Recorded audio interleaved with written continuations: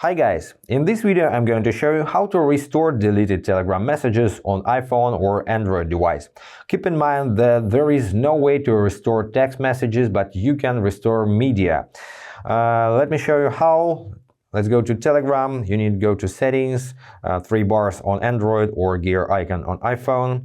Now go to data and storage in your settings, tap on storage usage. Scroll down to auto remove cached media and make sure that nothing gets deleted ever. So set everything to never. You can set stories to never.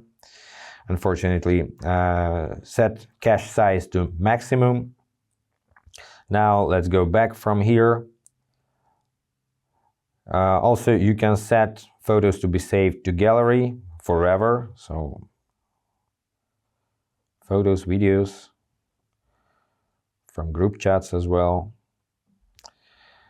Now let's go back.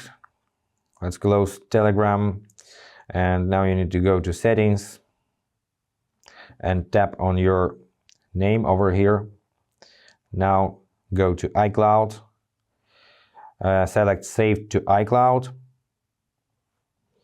and make sure that Telegram is toggled on. Now to restore media in Telegram, you need just find the Telegram icon, tap and hold, remove the app and reinstall.